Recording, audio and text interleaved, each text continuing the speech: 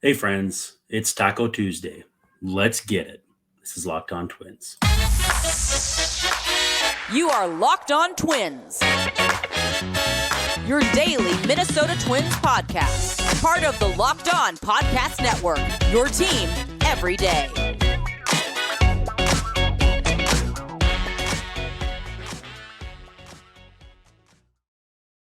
Hey, what do you say? Thanks for making Locked On Twins your first listen every day. We are free and available wherever you get your podcasts, as well as on YouTube. And of course, we're part of the Locked On Podcast Network, which is your team every day.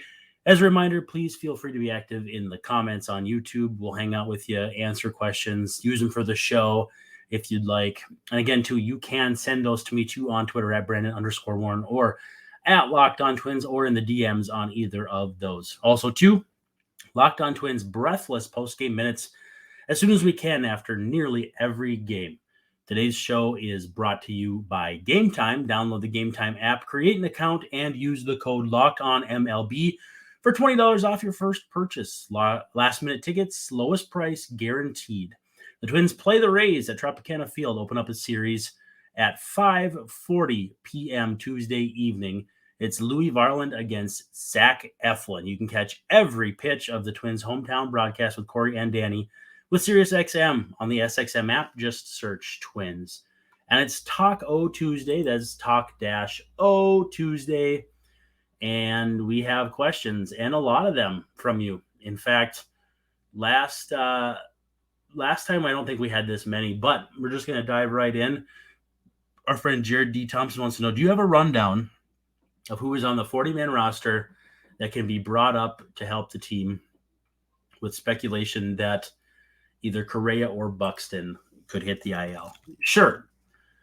Pull up the 40-man roster, and I think it's largely up because of how many guys are hurt. But for position players, you have Matt Wallner and Jose Miranda and Edouard Julien.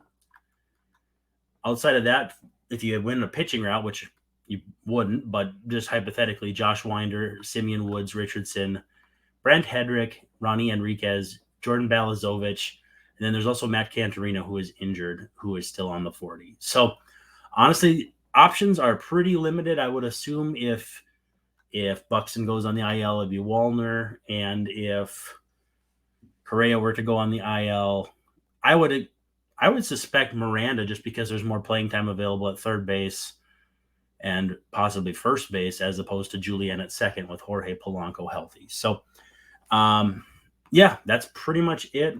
They could do some maneuvering. I'm trying to think if they had any options to move guys to the 60. Not really. Trevor Larnach could be activated off a rehab stint and brought up too. So I guess he's an option. But beyond that, it would really come down to if they thought they could move someone to the 60, which, Kenta Maeda's on his return path already, so that's not going to happen. I don't know how serious Jorge Alcala's injury is. So options are pretty limited. All right. Josiah Waldner, good friend Josiah, wants to know, will you be doing a draft recap episode or your top 20 prospect list for the Twins system? As far as the draft recap, we'll look at the draft, but I would say we're not going to do anything deep dive related, just because it's not really my forte. But we'll definitely, I'll do some research on guys, what their swings look like, what their numbers look like in college or high school.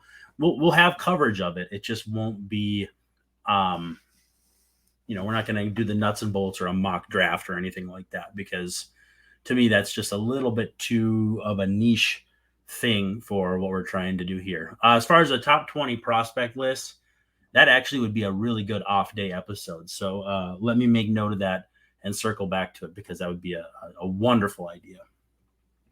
Major Postma wants to know, do you see Austin Martin up at the bigs or in the bigs by the end of the season? Or do you see some of the other pitching prospects creeping up by the end of the season as well? Okay, so Martin began with his first rehab game. I think it was with down in the Florida League, the Complex League, and had a really nice game. And now he's joining the Mighty Muscles low A team for, furthering his rehab stint. Beyond that, though, I think once his rehab stint is done, it'll be curious to see where they send him, because I don't think he's going to be considered quite ready for AAA. If we look at where he played last, and now this is dating back to last year, outside of obviously the rehab game that he played, went 1 for 2 with a homer and stole a base. So nice little game. Got hit by a pitch too. He was at AA, played 90 games. To say there were middling results would probably be fairly generous. 241 average, 367 on base. Both of those are okay, but then a 316 slug. You'd hope that was a wrist thing, because we've seen guys struggle to elevate the ball, hit for power with bad wrist issues in the past, and he's been dealing with a wrist for a while. Now, with that said, he is a career 256, 392, 354 hitter in 186 minor league games. So the slugging has just not been there, but he's done a nice job swiping some bags. As far as getting him to the big leagues by the end of the season, what's hard for me is seeing the roster crunch that they're on now, knowing that they're going to have to activate some guys from the 60, including Paddock, and very soon here, probably Gilberto Celestino. And so for me, I'm skeptical, but at the same time, if he comes out swinging it in any way, excuse me, that resembles how he played in 21 games at Glendale last year in the fall league, 374, 454, 482, I think there's a chance. More walks and strikeouts. He can come up and help you all across the field. I don't know. I mean, a lot's going to hinge too on, they're going to be getting Nick Gordon back around that time as well. Do they view Martin as a shortstop option? Obviously he's going to fill in wherever they can use him, but where does he fit into this whole thing is going to be a curiosity. I'm not sure I see him in the big leagues this year, but I do think next year he can really push once the 40-man kind of shakes itself out. But he's not on it yet. He'll have to be, if I'm not mistaken, added this offseason, because it's been 4 seasons since he was drafted as a college player out of Vandy. So I don't think he debuts this year, but I do think that that he does make his way to the higher big leagues higher leagues by the end of this season, and then into the big leagues next season. All right, let's take a second. Let's take a quick break here. I'm going to let my dog in, and then we're going to read an ad.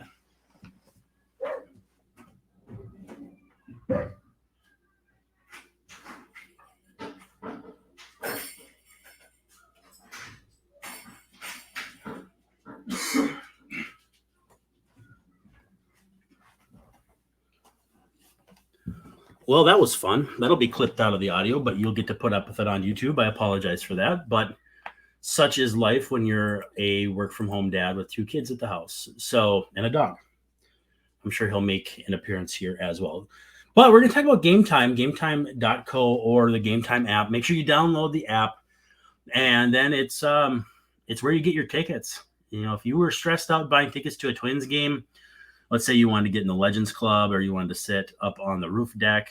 I don't know if they get you in the roof deck as often, but Champions Club, actually, I got Champions Club tickets this way for our anniversary, and it couldn't have been easier. Got the best price. You're competing with other buyers, and they get you all the way hooked up. But if you look through the Gametime app, just look for your area. You'll find concerts, games, all kinds of shows, all sorts of things, pretty much whatever you want to go to. It's the place for last-minute ticket deals. So if you just randomly want to go to a ball game and it's 4:30 in the afternoon for a 6:40 first pitch, look them up. Download the app. Go to gametime.co if you want to go online. Sign up. And also, too, there is a benefit. If you do, you get $20 off your first order. I'll tell you more about that in just a second. But the Gametime guarantee, I want to focus on that. It means you'll always get the best price. If you find tickets in the same section and row for less, Gametime will credit you 110% of the difference. It's incredible. I don't know what else you can ask for. It's the fastest growing ticket app in the country, and for good reason. You get images of where you're going to sit, what the field or the stage will look like, so you know exactly what to expect when you arrive. It takes 2 seconds, 2 taps, and you are set. So download the app. It's the Gametime app. Create an account, and if you use the code LOCKEDONMLB, you get $20 off your first purchase. Terms do apply, but again, create an account and redeem the code LOCKEDONMLB. That's all one word for $20 off. Download Gametime today. Last-minute tickets, lowest price, guaranteed. Now let's keep on rolling into your questions. But before we do, thanks for making us, that's Locked On Twins, your first listen every day. If you're an everydayer, make sure you stop by tomorrow. We'll have some Rays opener breakdown stuff. Hopefully Louis Varland can limit the long ball because that's kind of where he gets into trouble. But he looked really good last time out against the Astros, if I'm not mistaken. But he's been looking better of late. Certainly going to make a decision tough if the Twins opt to put Kenta Maeda back in the rotation, which I'm torn on that. I mean, honestly, you don't really need him right now, but at the same time, how do you acclimate him back into the mix, especially coming off Tommy John? So we'll see. But that series gets underway 5:40 p.m. on Tuesday, Tropicana Field. It's Varland and Eflin, prized free agent signing for the Rays this offseason. Not something you can say very often, but you can catch every pitch of the Twins' hometown broadcast. That's Corey Provis and Danny Gladden. And it's SiriusXM on the SXM app. Just search Twins. And let's dive right back into your questions. You guys had some great ones. Owen wants to know, do you think they'll trade for a big bat at the deadline? If so, what prospects do you think are available? Well, let's pull up the Twins top 30 because I love using MLB Pipeline. You got everything structured really nicely, so it's easy to see who is what and where. So if we start at the top, I'm so sorry. Brooks Lee, I would say, is off limits. Royce Lewis isn't going anywhere. Manuel Rodriguez is kind of having a tricky season. But if someone valued him extremely highly in the sense that you could get back, I mean, who would you want to get back? I'm trying to think of a big bat on a team that's not contending and probably won't anytime soon at a position the Twins need. I mean, it's really a perfect storm, right? You need a lot of things to come together, and then find a team that's not in contention. The East, you're probably not going to sell anybody on being in contention. Oakland, do they have really the big bat that you want outside of Brent Rooker? And we all know that's not happening. I don't really think Ryan Noda is necessarily legit. Ramon Laureano would be a good get, but that's kind of like paying market value for Michael A. Taylor, who you already have at home. So beyond that, I just, they're not trading Shea Langoliers.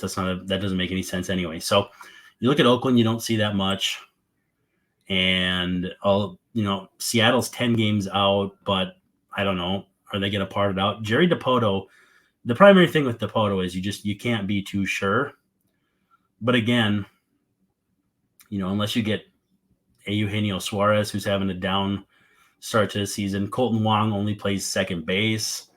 Ty France could be interesting, but he's not a free agent until after 2025, so you might have to get creative there. I would say Ty France would be interesting. All-star last year, good pop.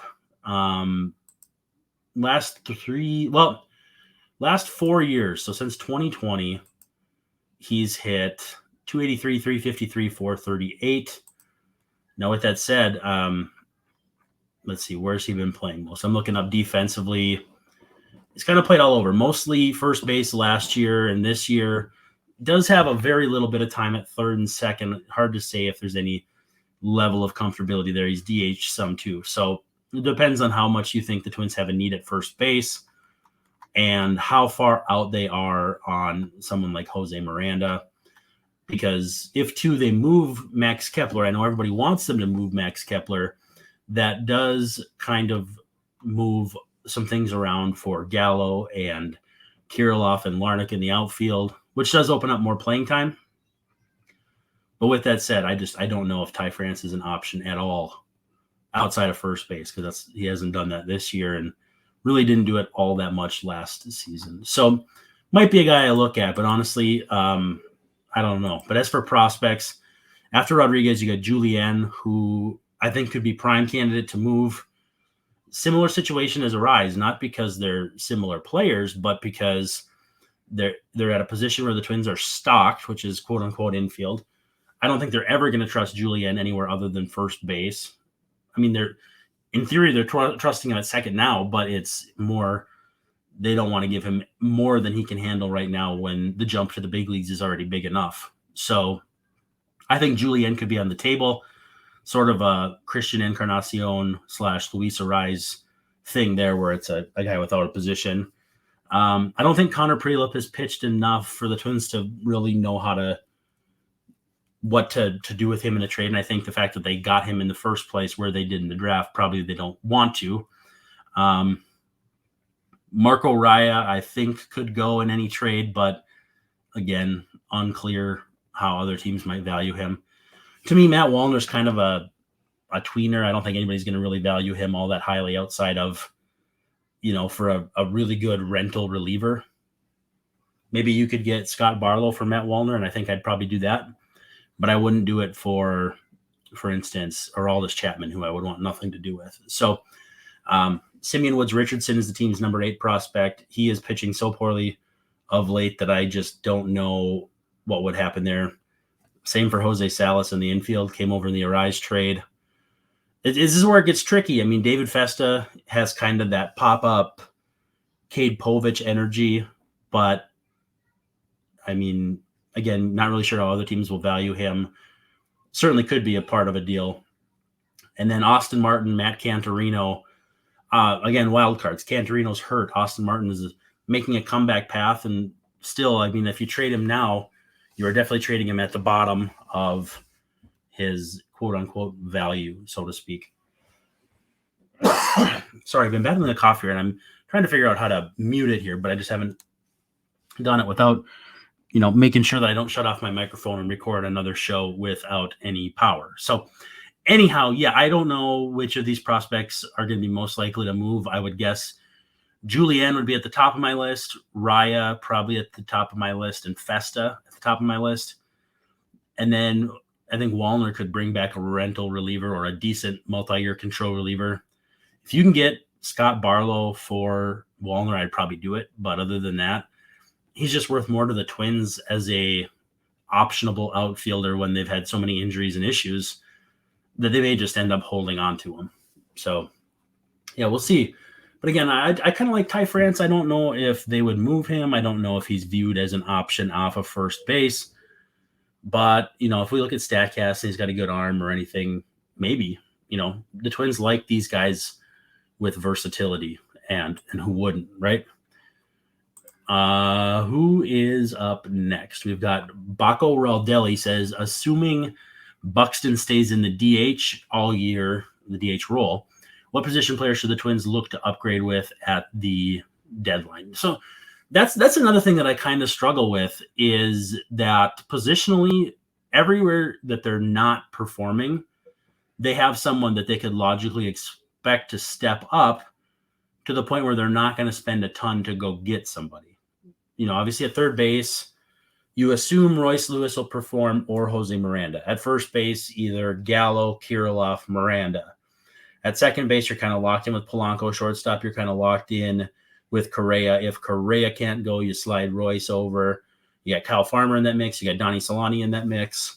And when I look at the movement on the roster that's going to be required as this season progresses, it's going to be hard to add guys to the 40 unless you also subtract. Willie Castro, being a pretty good player, has kind of tied up the Twins. They could, in this instance, DFA Kyle Garlick, I could see happening.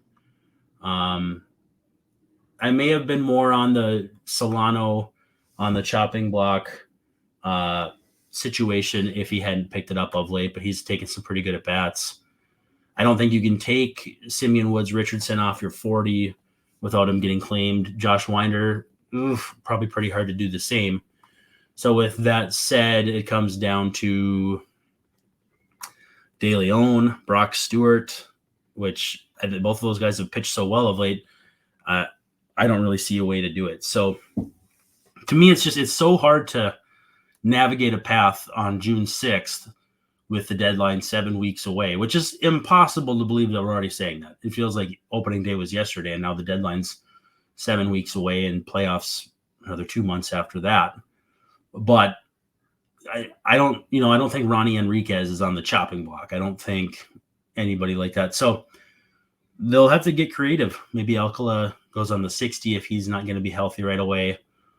But beyond that, that's why additions are so hard, in addition to the fact that we're so far out from the deadline. Let's take a quick break. We'll talk about, who do we got here? BetterHelp. So if you need someone to talk to, have we got the people for you? I've had, first I should say this.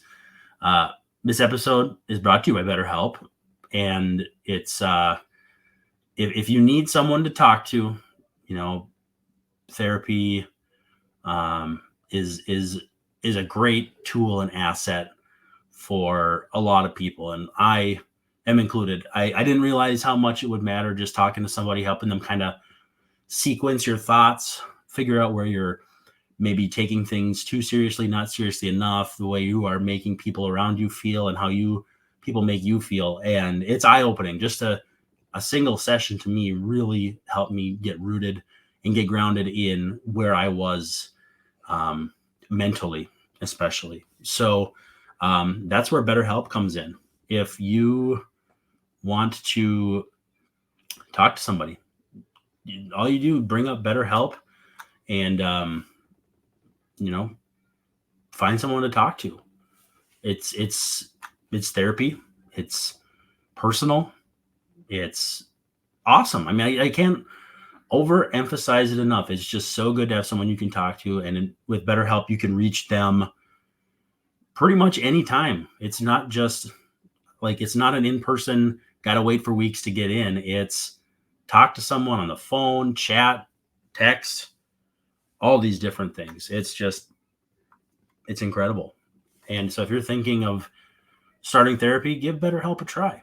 It's entirely online. It's designed to be convenient, flexible, and suited to your schedule. Who doesn't want that? So there's just a brief questionnaire. You get matched with a licensed therapist, and you can switch them at any time for no additional charge. So for more balance, go to betterhelp.com/lockedonmlb. You get 10% off your first month. What could be better? That's BetterHelp, HELP.com/lockedonmlb. Again, excuse me, I'm kind of battling the plague right now. So we're working on that. But we're coming down the home stretch here. Twins and Rays about to open up here on Tuesday evening. It's going to be Louis Varland. It's going to be Zach Eflin.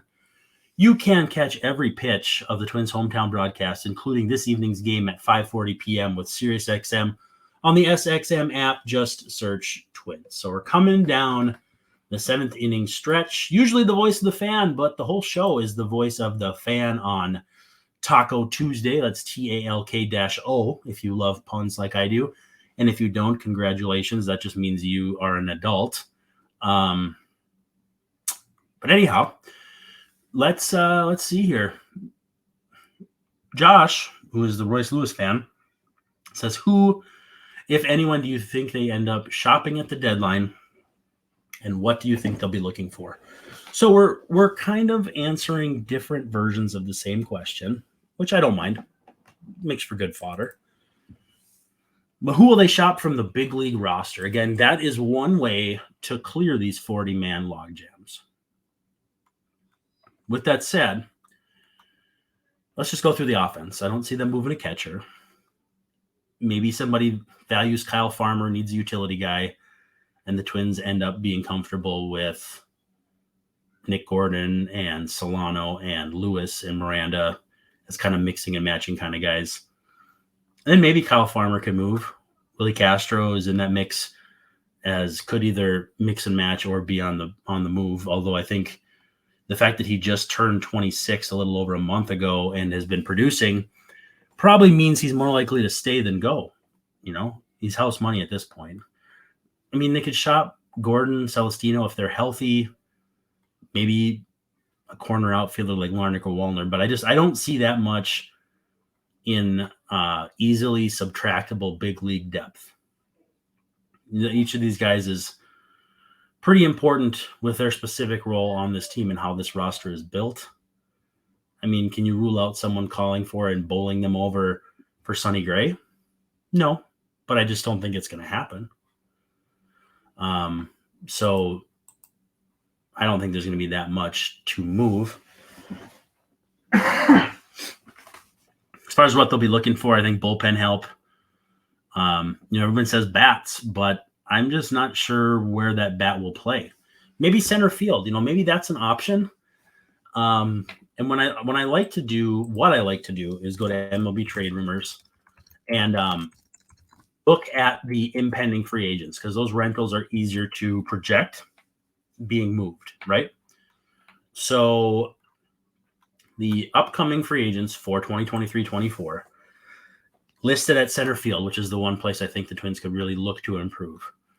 Harrison Bader, who is with the Yankees. I just don't see them trading him. Kevin Pillar, Jake Marisnick, Kevin Kiermaier. The Blue Jays are pretty good. Kike Hernandez, I don't know. We'll see what the Red Sox do, but I just don't really see it. Adam Duvall's been hurt. One interesting name, though, is Cody Bellinger. And he's going to be a free agent. He's 27. He's having, it's probably pretty close to what you'd call a bounce back season.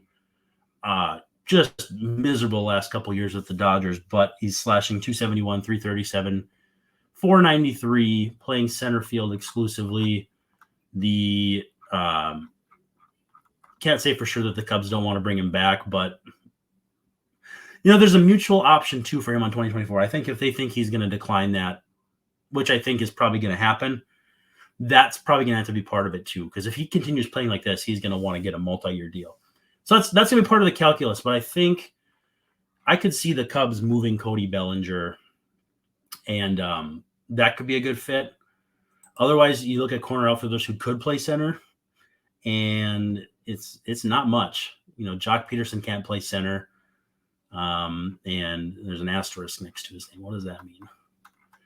I think it means that there's an option or something on his contract. Let's pull it up and take a look, because Jock Peterson as the hitter could be a fit. Are the Giants going to be out of it? I'd say there's a fairly decent chance. He has not, though, played in a month. He was hitting very, very well. We'll see when he comes back. No, all I see is a one-year deal for $19.65 million. Holy smokes. Yes, he's making some pretty good cash. I could see him being an option, and he's been a difference maker in the playoffs, but, you'll see where you go from there. If you move to the infield, though, Heimer Candelario could be a fit. Brian Anderson could be a fit if the Brewers fall out of the mix. Beyond that, I'm really struggling to make a lot of sense of guys who would be fits just because of the position stuff. The Twins don't have specific positions they need to address. At least not yet. That could change. That could change very, very quickly with how many guys get injured and how many guys have been injured. So we'll see what happens. But for now, I just think that it's going to be really, really hard to project which way the Twins go. Anyway, thanks for making us your first listen every day. If you're an everydayer, check back tomorrow. We'll talk about the Rays series opener. We'll have a lot of fun doing that. Subscribe, give us a 5-star rating on whatever platform you're listening on or watching, and hang out in the comments section. Send us questions. We'll bring back the Voice of the Fan 7th inning stretch on Wednesday. Otherwise, this is Brandon Warren signing off and saying, don't forget to stop by tomorrow. This is Locked